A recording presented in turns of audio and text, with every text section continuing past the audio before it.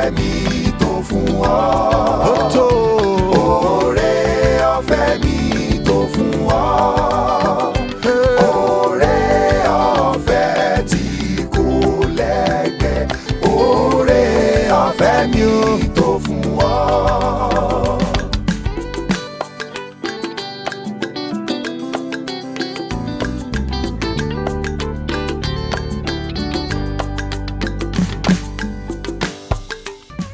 Oore ọ̀fẹ́ mi tó fún ọ.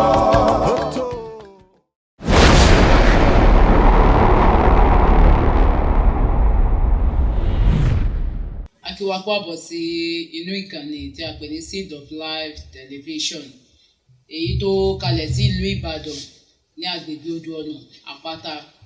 Ilé-iṣẹ́ ìránṣẹ́ yìí ni Ọlọ́run ti ń lò láti bá wa sọ̀rọ̀ ní ojoojúmọ́ láti lè dàgbà nínú Ọlọ́run. Inú mi yóò dùn tí ẹ bá lè máa farabalẹ̀ ní gbogbo ìgbà nípa títẹ àwọn bọ́tìn tó wà ní ìsàlẹ̀ móhùnmáwòrán wa yẹn. Èyí ni yóò lè máa fún wa ní àǹfààní láti máa tẹ́tí sí àwọn ọ̀rọ̀ Ọlọ́run ní ìkànnì yìí. Mo gbàdúrà wípé Ọlọ́run yóò ràn wá lọ́wọ́. Ẹ jẹ́ ká gbàdúrà. Olúwa fi ògo fún orúkọ yín. A sọ wípé ẹ ṣeun fún ọjọ́ mìíràn dáradára tí ẹ tún fún wa ní àǹfààní láti jẹ́ alààyè ọkàn. A gbàdúrà wípé ọ̀rọ̀ yín a máa tọ́ni, a sì máa ranni lọ́wọ́. A máa báni wí pẹ̀lú, a sì máa múni dàgbà nínú yín. A gbàdúrà pé bí a ṣe ń lọ sínú ọ̀rọ̀ yín, kí ẹ fi òye ọ̀rọ̀ yìí kí ẹ fi yé wa. Kí àwọn ọ̀rọ̀ wọ̀nyí kó má ṣe takò wá ní ọjọ́ ìdájọ́, ṣùgbọ́n kó ràn wá lọ́wọ́ láti bá yín jọba lórúkọ Jésù. Olúwa ṣe bẹ́ẹ̀ fún wa. Ògo ni fún orúkọ rẹ̀ Olúwa, ní orúkọ Jésù Kristi Olúwa wa.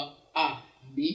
Orúkọ mi ni arábìnrin Olúwatóyìn Omídìran láti inú ìjọ onítẹ̀bọmi ti Emmanuel tí ó wà ní agbègbè Odò Ọ̀nà Àpáta nílùú Ìbàdàn. Àkòrí táwọn máa gbéyẹ̀wò lónìí ló sọ wípé má ṣe fẹ́ràn ayé, má ṣe fẹ́ràn ayé. A ó sì máa kẹ́kọ̀ọ́ láti inú ìwé Jòhánù kínní orí ìkejì láti ẹsẹ̀ ìkẹẹ̀dógún sí ẹsẹ̀ ìkẹtàdínlógún, tí ẹsẹ̀ ìtẹnumọ́ wa tí ó sì wà ní ẹsẹ̀ ìkẹẹ̀dógún. Ọ̀rọ̀ Ọlọ́run kà báyìí: ẹ má ṣe fẹ́ràn ayé tàbí àwọn nǹkan ayé. Ẹni tí ó bá fẹ́ràn ayé kò ní ìfẹ́ sí Baba. Nítorí gbogbo nǹkan tí ó wà nínú ayé, ìfẹ́kúfẹ̀ẹ́ ara, ìwòkuwò ojú àti afẹ́fẹ́ yẹ̀yẹ́ ayé kò wá láti ọ̀dọ̀ Baba, bí kò ṣe láti inú ayé. Ayé àti ìfẹ́kúfẹ̀ẹ́ ń kọjá lọ, ṣùgbọ́n ẹni tí ó bá ṣe ìfẹ́ Ọlọ́run yóò wà títí láé. Ẹsẹ̀ ìtẹnumọ́: ẹ má ṣe fẹ́ràn ayé tàbí àwọn nǹkan ayé. Ẹni tí ó bá fẹ́ràn ayé kò ní ìfẹ́ sí Baba. Arákùnrin tó kọ ọ̀rọ̀ Ọlọ́run yìí, ìwé Jòhánù àkọ́kọ́, ó kọ sí ìjọ Ọlọ́run láti lè jẹ́ kí wọ́n mọ ìṣe pàtàkì níní ìbárẹ́ pẹ̀lú Ọlọ́run. Ìṣe pàtàkì níní ìbárẹ́ pẹ̀lú Ọlọ́run. Ó tún kọ láti jẹ́ kí wọ́n lè ṣe àkíyèsí àwọn ẹ̀kọ́ òdì èyí tó ń lọ ní àárín wọn. Ṣùgbọ́n ní ibi tí a kà yìí, ó kọ láti jẹ́ kí wọ́n mọ̀ wípé wọ́n nílò láti wà ní ìbárẹ́ pẹ̀lú Ọlọ́run. Lóòótọ́ wọ́n ń gbé nínú ayé tó kún fún oríṣiríṣi ìwà ìbàjẹ́, ayé tó kún fún oríṣiríṣi ìwà ẹ̀ṣẹ̀, ṣùgbọ́n wọn kì í ṣe ti ayé. Nítorí pé a ti fi ẹ̀jẹ̀ Jésù Kristi a ti fi rà wọ́n padà. Wọ́n ti di ẹni ìgbàlà. Wọ́n nílò láti takété sí ohun tó jẹ́ ti ayé. Á ti ẹ̀bi mí léèrè wípé kí ni ìtumọ̀ fífẹ́ràn ayé? Pé ní ìgbà tí mo wà nínú ayé, tí mo ń jẹ, tí mo mu, inú ayé ni mo ṣì wà, n ò tí ì di òkú. Ẹ sì ní kí n má fẹ́ràn ayé. Ohun tí à ń sọ náà ni wípé ká má ṣe jẹ́ kí ohun ti ayé kó kún wa lọ́kàn láti sọ ìjọba ọ̀run nù. Ìtumọ̀ rẹ̀ náà nìyẹn.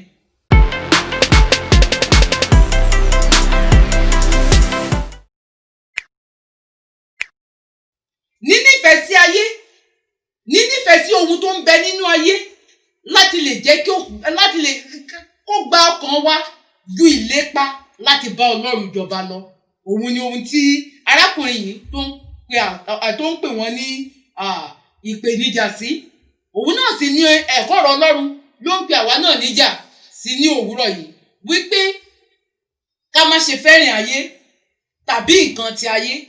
Àwọn kan ti ẹ̀wà nínú ayé, wọn ò hu ìwà ẹ̀ṣẹ̀, wọn kì í ṣe alágbèrè, wọn kì í ṣe oníwọ̀kuwọ̀, ṣùgbọ́n nínú ọkàn wọn, wọ́n ní ìfẹ́ sí ìwọ̀kuwọ̀, wọ́n ní ìfẹ́ sí àgbèrè, ṣùgbọ́n wọn ò ṣe. Nǹkan kan náà ni ẹni tó ń ṣe àti ẹ̀dá ènìyàn nínú ọkàn rẹ̀ tó náà ti rẹ̀ tó ń gbilẹ̀ nínú ọkàn rẹ̀ tí ìfẹ́ ti ayé yìí tó kún lọ́kàn àti ẹni tó ń ṣe. Ṣùgbọ́n ọ̀rọ̀ Ọlọ́run sọ fún wa lónìí wípé gbogbo ohun tó ń bẹ nínú ayé, a lè ṣẹ̀ sí Ọlọ́run nípasẹ̀ ohun tó ń bẹ nínú ayé. Ó fi àwọn ohun mẹ́ta, ẹni tó kọ ìwé yìí ó fi ohun mẹ́ta ó fi hàn wá níbẹ̀. Ohun àkọ́kọ́ ni ìfẹ́ ara. A rí pé gbogbo ẹ̀ṣẹ̀ pátá èyí tí ọ̀rọ̀ Ọlọ́run tó fi ìdí rẹ̀ múlẹ̀ àti èyí tí àwa náà mọ̀ wípé inú Ọlọ́run ò dùn sí, ó ń wá láti àwọn orísun mẹ́ta yìí, èyí tí mo fẹ́ ká mọ̀. Orísun àkọ́kọ́ òun ni ara. Ìdí nìyí tí ẹni tó kọ ìwé yìí fi sọ wípé ìfẹ́kúfẹ̀ẹ́ ti ara. Ìfẹ́kúfẹ̀ẹ́ ti ara, ìwà àgbèrè. O ní ọkọ nílé, o tún ṣe àgbèrè káàkiri. O ò tí ì di ọkọ, o ò tí ì ní aya, o ò tí ì ní ọkọ. Ẹ sì wà lójú ọ̀nà pé ẹ̀ ń gba Ọlọ́run gbọ́ láti fún yín ní ìdílé. Ẹ ti ń bára yín ṣe ìṣekúṣe. Àwọn eléyìí ni àwọn ẹ̀ṣẹ̀ sí ti ara.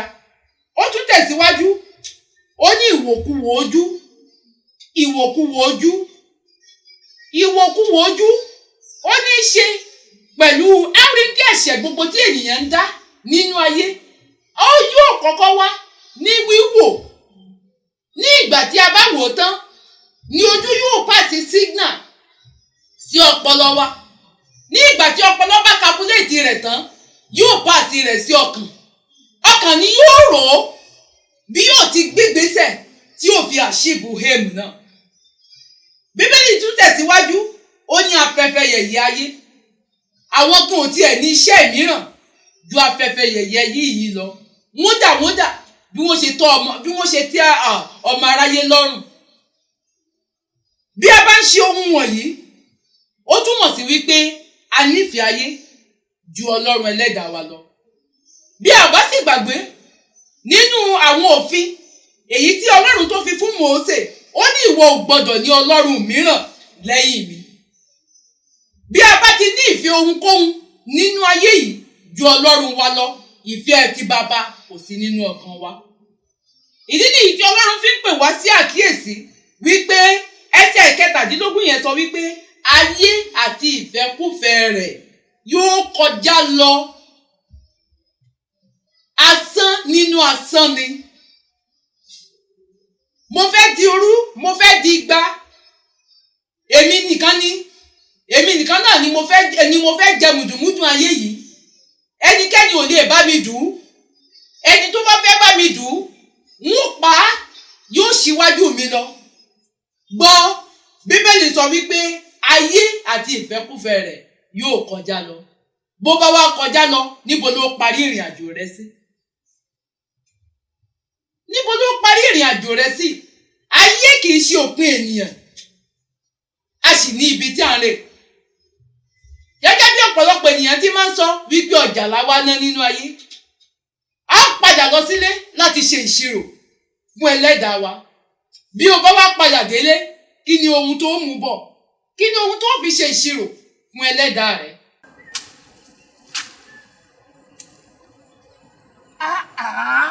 Irú ayé wo wá lè ní wáyé? Àdìsá.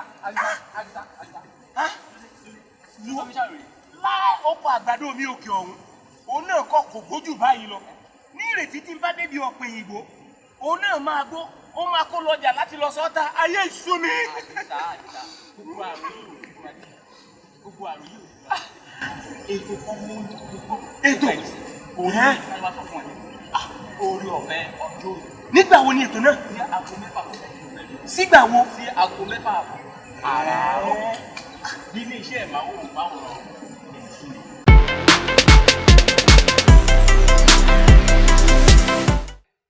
Bíbélì sọ ó ní ṣùgbọ́n ẹni tí ó bá ṣe ìfẹ́ Ọlọ́run yóò wà títí láé. Ẹni tó bá ṣe ìfẹ́ Ọlọ́run yóò wà títí láé.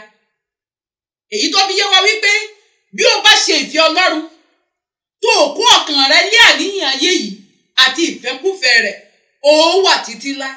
Ó ní ìyè àìnípẹ̀kun, ó bá Ọlọ́run jọba títí ayé àìnípẹ̀kun. Mú kí o sí àkíyèsí nínú ọ̀rọ̀ Ọlọ́run yìí lónìí wípé ọmọ wá sí ọ̀dọ̀ Jésù Kristi. Má ṣe jẹ́ kí ohun ayé yìí kó ba ìrẹ́pọ̀ ìwọ àti Ẹlẹ́dàá rẹ jẹ́. Bó bá sì ti bà á jẹ́ tó jẹ́ wípé èrò ọkàn rẹ òun ni pé bí ìwọ ó ṣe ti ayé lọ́rùn. Ìdí nìyí tí ọ̀rọ̀ yìí tó fi ń jáde sí ọ lónìí.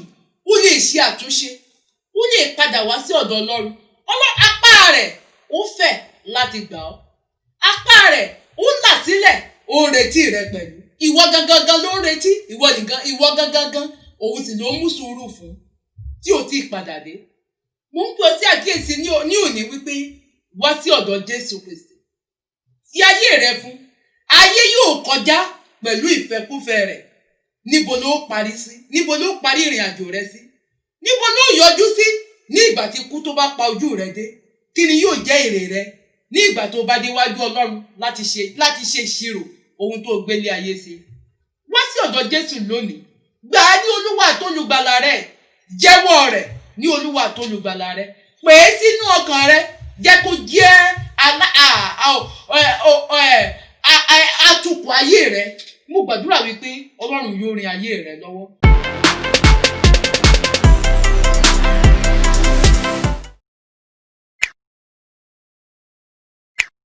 Má gbàgbé, Bíbélì sọ wípé ayé àti ìfẹ́kúfẹ̀ẹ́ yóò kọjá lọ, ṣùgbọ́n àwọn tó bá ń ṣe ìfẹ́ Ọlọ́run àwọn ni yóò wà títí láéláé. Ṣé o fẹ́ ní ìyè àìnípẹ̀kun? Ṣé o fẹ́ wà títí láé? Wá sí ọ̀dọ̀ Jésù Kristi lónìí. Mo gbàdúrà wípé bó o ti ń ṣe àwọn ìpinnu wọ̀nyí lórúkọ Jésù, Ọlọ́run alààyè yóò rin ayé rẹ lọ́wọ́ láti rin ìrìn àjò náà. Yóò sì fi orí ọ̀fẹ́ rẹ̀ yóò fi rìn ọ́ lọ́wọ́ nínú ayé tó kún fún oríṣiríṣi ìwà ìbàjẹ́ ní orúkọ Jésù Kristi Olúwa wa. Àmín. Ẹ má ṣe jẹ́ ká gbàgbé iṣẹ́ ìránṣẹ́ yìí ń tẹ̀síwájú ní ojoojúmọ́. Ẹ jẹ́ ká tẹ bọ́tìnì pupa. Bọ́tìnì pupa yìí òun ni yóò fún wa ní àǹfààní láti máa bá wa pàdé, láti máa bá Jésù Kristi pàdé ní ìkànnì yìí. Yóò sì máa ràn wá lọ́wọ́ láti máa dàgbà nínú orí ọ̀fẹ́ rẹ̀ bí a ti ń fi ayé wa fún Jésù. Bọ́tìnì pupa yìí tó wà ní ẹ̀gbẹ́ rẹ̀ òun ni yóò máa sọ fún wa. Aago èyí tó wà ní ẹ̀gbẹ́ rẹ̀ òun ni yóò máa sọ fún wa ní ìgbà tí àwọn iṣẹ́ ìránṣẹ́ yìí tó bá ti ń di orí afẹ́fẹ́. Ní ìgbà tí a bá sì ń gbọ́ tán, ẹ jẹ́ ká ṣe ìrántí àwọn ènìyàn wa gbogbo tí ò ní àǹfààní rẹ̀. Ẹ jẹ́ ká pín fún àwọn ènìyàn wa. Ẹ jẹ́ káwọn náà jẹ ìgbádùn Jésù Kristi ní ìkànnì yìí. Bí o bá wá ní ohunkóhun tó rú ọ lójú tàbí ohunkóhun tó nílò àlàyé sí síwájú, kọ sí ibẹ̀. Ilé-iṣẹ́ ìránṣẹ́ yìí yóò kàn sí ọ láti fi ìdáhùn sí àwọn ìbéèrè rẹ gbogbo. Mo gbàdúrà wípé Ọlọ́run alààyè yóò rin ayé wa lọ́wọ́. Ẹ ṣeun.